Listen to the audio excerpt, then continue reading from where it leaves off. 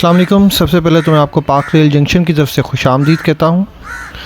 आज का मेरा वीलॉग गोलरा रेलवे स्टेशन और सफ़ारी ट्रेन के बारे में है। सफ़ारी ट्रेन में ये मेरा पहला सफ़र है और मैंने सफ़ारी ट्रेन को ज्वाइन किया गोलरा रेलवे स्टेशन से। आपको ये बताता चलूँ कि सफ़ारी ट्रेन जो है वो अपना सफ़र स्टार्ट करती है पिंडी रेलवे स्टेशन से सुबह 9 बजे और 9:20 पर उसका अराइवल गोलरा रेलवे स्टेशन पर होता है। पहले मैं थोड़ी सी इन्फॉर्मेशन दे दूं आपको सफ़ारी ट्रेन के बारे में। इसका जो इकॉनमी क्लास का टिकट है वो 1000 का है और पार्लर जो है इसकी वो 1200 की टिकट है और सैलून जो है वो 2000 से 3000 के अराउंड इसकी टिकट है। ये अगर आप डायरेक्टली इसको विज़िट कर रहे हैं गोलरा को तो ये आपको टिकट इन्फॉर्मेशन दी हुई है यहाँ पर। बहुत ही खूबसूरत रेलवे स्टेशन, पाकिस्तान रेलवे की एक यादगार इसको आप कह सकते हैं। बहुत ही ज़बरदस्त तरीके से इसको बिल्ड किया गया और इस पर आपको जब आप विज़िट करेंगे तो पाकिस्तान रेलवे की एक हिस्ट्री आपको देखी जाएगी, बताई जाएगी और आपको दिखाई भी जाएगी। और ये चाय मैंने यहाँ से जो थी वो ली थी क्योंकि सुबह सुबह मैं यहाँ पर पहुँच चुका था। होटल में मैंने स्टे किया हुआ था इस्लामाबाद। और ये सुबह सुबह जो पैसेंजर्स यहाँ पर रुकेंगे, जो सफ़ारी ट्रेन में सफ़र कर रहे होंगे, उनके लिए ख़ास तौर पर पकौड़े तले जा रहे हैं जो कि पेड हैं, फ्री नहीं हैं। स्टेशन पर पहुँचे हुए मुझे थोड़ी ही देर हुई थी जब सफ़ारी ट्रेन का अराइवल यहाँ पर हुआ। एग्जैक्टली इन टाइम 9:20 पर Safari train Golra railway station पर पहुंच चुकी थी। ये आप देख सकते हैं PHA 20 लीड पर था। जब इसका इफ्तिताह किया गया तो जो इंजन यूज़ किया गया वो GU20 था, लेकिन उसके बाद से PHA 20 इसको लीड कर रहा है। मैं इसको most of the time under estimate करता रहा इस इंजन को, लेकिन मैंने जैसे इस दफ़ा मेरा पहला ट्रैवल था जो कि मैंने PHA 20 के थ्रू किया और फिर मुझे आइडिया हुआ कि PHA 20 एक स्ट्रॉन्ग पावर है। अभी आपको जो बोगीज़ इसमें दिखाई देंगी वो नॉर्मल बोगी से कम है क्योंकि कोरोना की वजह से कुछ टाइप ऑफ SOPs जो है उस पर अमल करने के लिए कहा गया था, लेकिन ये जो ट्रेन थी फुल बटा फुल थी, पाँव रखने की जगह नहीं थी इसमें। सारी सीट्स बुक्स थी और मेरा ख़्याल है कि इसमें सीट्स को इंक्रीज़ करना चाहिए ताकि और भी लोगों को यहाँ पे इंटरटेन किया जा सके, क्योंकि मेरे सामने काफ़ी वाकिन जो थे विज़िटर्स थे जो कि इस ट्रेन में ट्रैवल करना चाह रहे थे, लेकिन अनफॉर्चुनेटली सीट्स नहीं थी तो वो ट्रैवल नहीं कर सके और नेक्स्ट वीक के लिए उन्होंने अपनी टिकट्स परचेज़ कर ली थी। मेरा ख़्याल है, ज़ाती ख़्याल है कि इसमें बोगीज़ को इंक्रीज़ करना पड़ेगा पाकिस्तान रेलवे को अगर वो इससे अर्न करना चाह रहे हैं।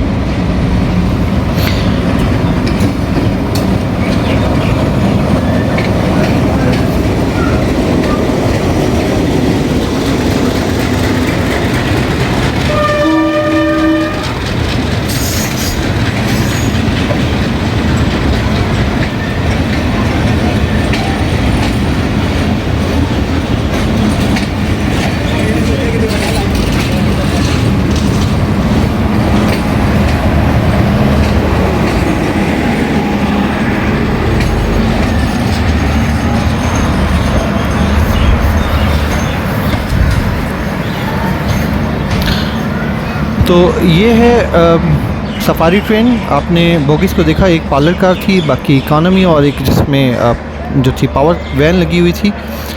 सैलून इसमें इस वक्त नहीं अटैच की गई, प्रोबेबली बुकिंग नहीं होगी सैलून की। अब चलते हैं और इंजन को देखते हैं, इंजन का व्यू लेते हैं। PHA 20 का 8311 पावर है जो यूज़ की गई है। बहुत ही खूबसूरत पाकिस्तान रेलवे ने इसको असम्बल किया है। और उसके पीछे जो आपको बोगी दिखाई दे रही है वो बेसिकली इसको बोगी में कन्वर्ट किया गया, जो कि पाकिस्तान के इलेक्ट्रिक इंजन हुआ करते थे किसी ज़माने में। और उनको इस्तेमाल में लाया जा रहा है। उसमें से इंजन निकाले गए, जनरेटर्स निकाल लिए गए और इसमें सीट्स लगाई गई हैं ताकि उनको इस्तेमाल में लाया जा सके। और मेरा ख़्याल से यही ही तरीका है उन इंजन्स का, अब इस्तेमाल इस तरह ही होना चाहिए।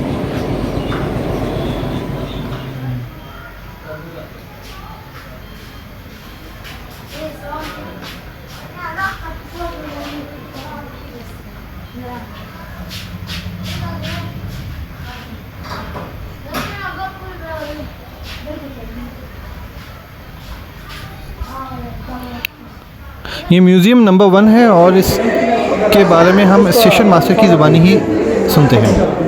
बस अब ये म्यूजियम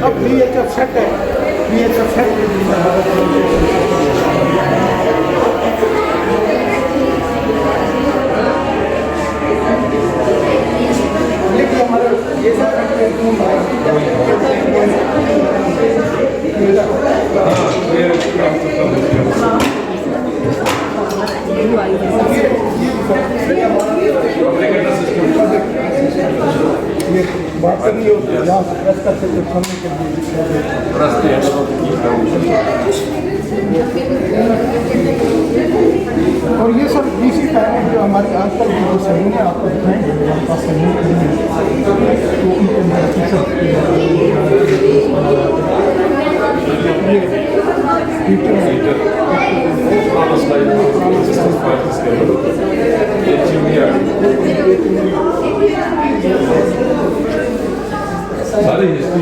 बिल्कुल ये सब एक इलेक्ट्रीफाइड सेक्शन होता था लाहौर टू खानेवाल जो आप खत्म हो गया जी बिल्कुल ये उसके इंजन के इंसुलेटर और ये सर हमारा जो है जी जी खानेवाल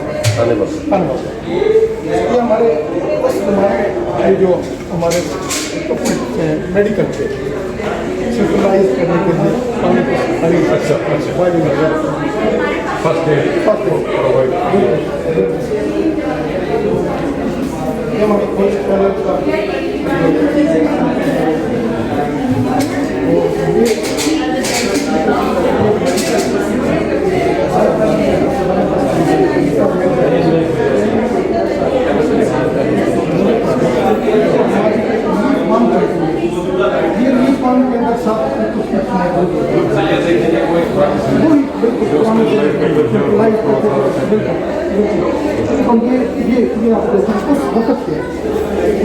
सेटलाइज करने का जो इनका वाटर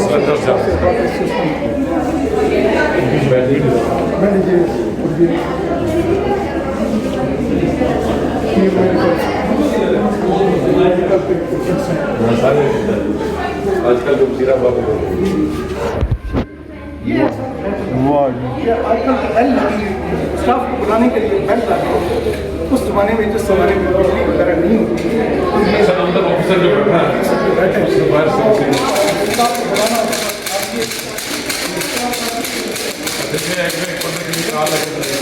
आपके बिल्कुल अब ये क्योंकि इसका काफ़ी खत्म हो चुका है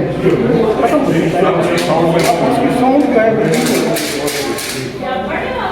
उसके बाद फिर ये स्टाफ को बुलाने के लिए ये जो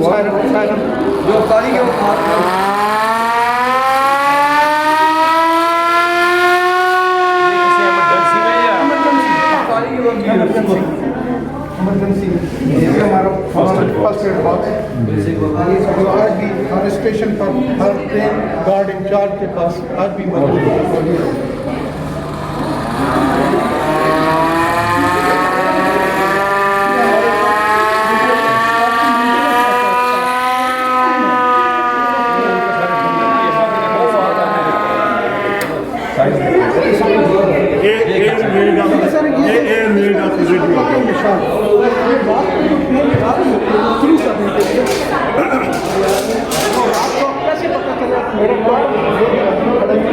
ये इसके अंदर पैटर्न बेस वो कैरोसिन ऑयल के अंदर और जिस वक्त गाड़ी सामने आ जाती थी वो उसको ये सिलाई करके उसको वो रोशनी हो जाती थी।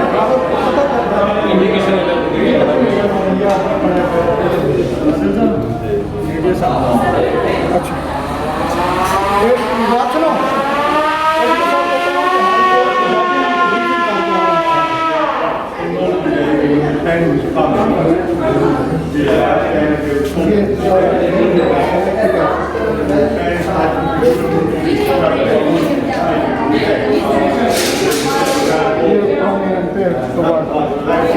ये सब एक ऐसा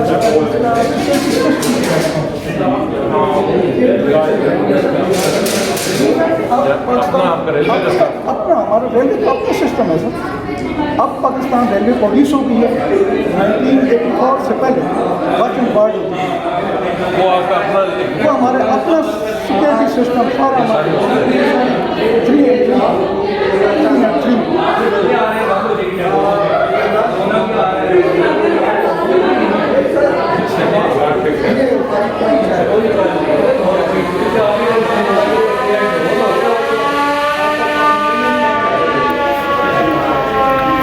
तो ये था यहाँ का म्यूज़ियम नंबर 1, जिसके बारे में यहाँ के स्टेशन मास्टर ने काफ़ी डिटेल से बताया। उम्मीद करता हूँ कि आपको बातें समझ आई होंगी।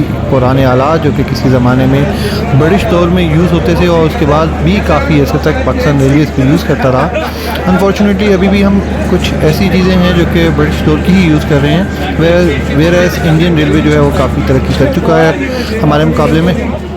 इवन के बांग्लादेश का जो रेलवे सिस्टम है वो हमसे बेहतर है। उम्मीद करते हैं कि रेलवे स्टेशन के बारे में, पाकिस्तान रेलवे के बारे में सोचा जाएगा और इसमें बेहतरी लाई जाएगी।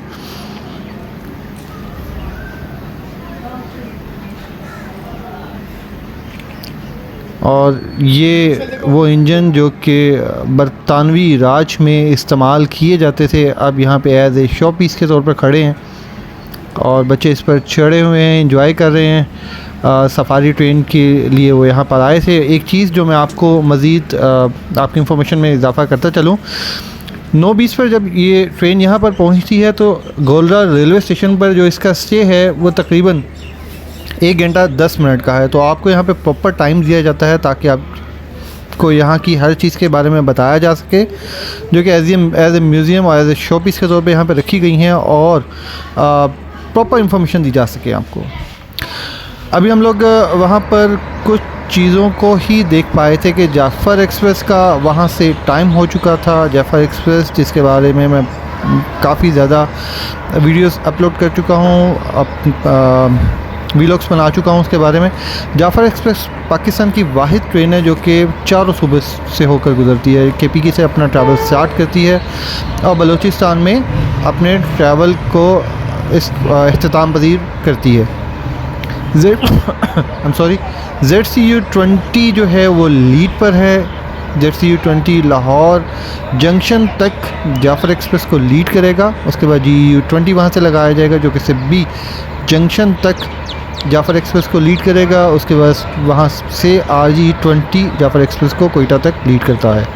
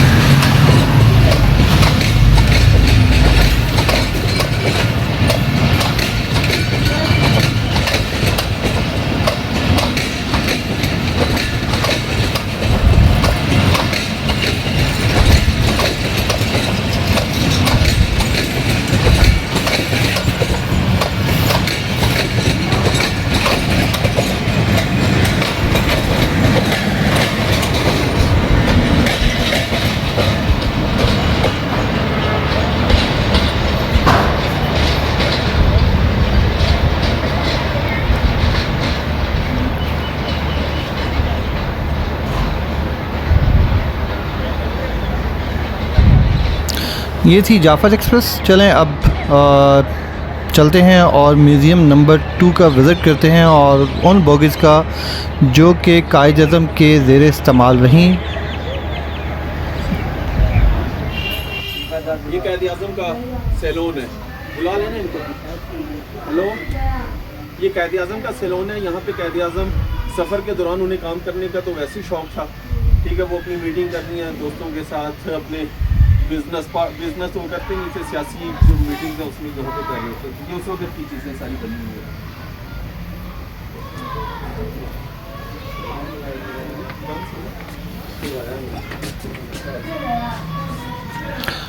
ये जो काइज़न के साथ अटेंडेंट होते थे, ये उनका एक अपार्टमेंट बनाया गया है जो कि काइज़न के किचन वगैरह और बाकी ज़रूरी चीज़ों का ख्याल रखते थे। ये अपार्टमेंट उसके लिए बनाया गया है और काइज़न की जो बोगी है, जो काइज़न का सैलून है, उसी में ये इंक्लूडेड है। और ये किचन विद इन बोगी, और ये इसका आउटर व्यू बहुत ही खूबसूरत।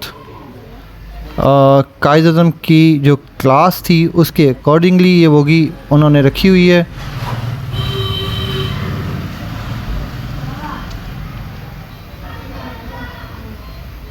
और ये एक और सैलून जो काइज़न की सैलून के साथ अटैच की गई है। ये 360 डिग्री व्यू मैंने आप लोगों को दिया इस रेलवे स्टेशन के आउटर का। ये म्यूज़ियम नंबर 2 है। हम लोग यहाँ से जल्दी से गुज़रेंगे।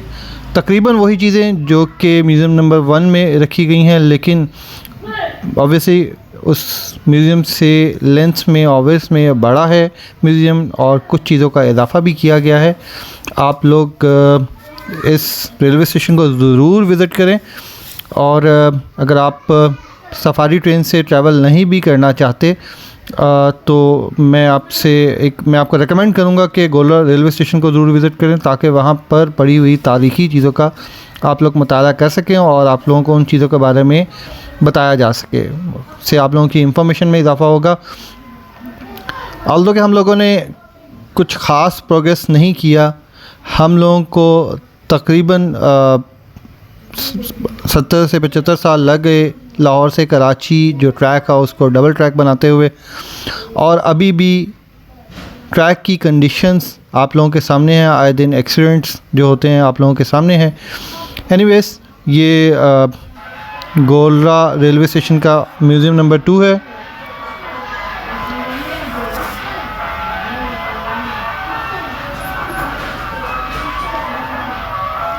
बहुत ही खूबसूरत तरीके से इसको डिज़ाइन किया गया है। ख्वाजा साद रफ़ीक के दौर में इसका इनाग्रेशन किया गया था। आइडिया भी उसी गवर्नमेंट का था, लास्ट गवर्नमेंट का, और इसको अब मेंटेन करंट गवर्नमेंट कर रही है। क्रेडिट दोनों ही गवर्नमेंट्स को जाएगा, एक इनाग्रेशन के लिए, आइडिया के लिए, दूसरा इसको सस्टेन और मेंटेन करने के लिए। काइंडली चैनल को सब्सक्राइब करना ना भूलिएगा, बेल नोटिफिकेशन को ऑन कर लीजिएगा, वीडियो लाइक कमेंट शेयर कीजिएगा, अपने कमेंट्स ज़रूर दीजिएगा ताकि मैं मज़ीद बेहतरी ला सकूं वीडियो में। ये पार्ट 1 है मेरे वीलॉग का। सेकंड पार्ट के साथ मैं जल्द ही आप लोगों की खिदमत में हाज़िर हूँगा। तब तक के लिए इजाज़त दीजिए, दुआओं में याद रखिएगा। अल्लाह हाफ़िज़।